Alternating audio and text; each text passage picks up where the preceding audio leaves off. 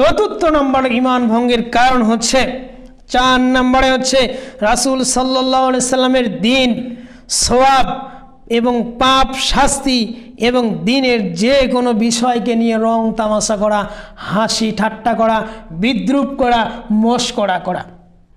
রাসূল সাল্লাল্লাহু আলাইহি সাল্লামের দ্বীন হচ্ছে ইসলাম। রাসূল সাল্লাল্লাহু আলাইহি সাল্লামের আনিত বিধানসমূহ আমলে পরিণত করা হচ্ছে সুন্নাত। তিনি এটার বিপরীতে যা করেছেন এটা হচ্ছে শাস্তি।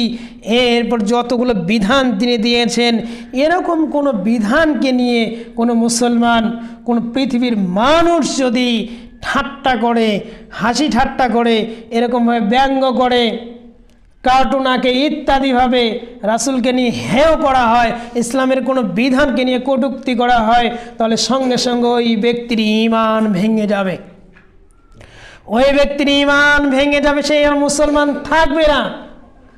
আমরা অনেক সময় বলে থাকি, এরকমভাবে কোনো বিধানকে নিয়ে ঠাট্টা করে থাকি, টুপি দাড়ি নিয়ে, এমনভাবে পর্দা নিয়ে, সালাত সিয়াম ইত্যাদি বিধান নিয়ে দেখবেন ইতিপূর্বে অনেক মানুষ ঠাট্টা করেছে, তারাও মুসলমানের ঘরের সন্তান দাবি করেছে।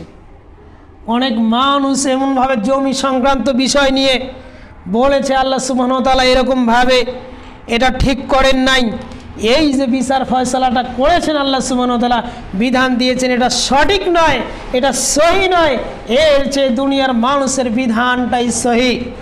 অনেক মানুষ বলে থাকে যে বিভিন্ন দেশের আইন রয়েছে, সংবিধান যেটাকে বলা হয়, যে বলা হয় এই সংবিধান যদি কোনো বিষয়ের যদি সাংঘর্ষিক হয়ে যায় সেটাকে আমরা ওভারটেক করে সংবিধানটা মানব। আমাদের দেশে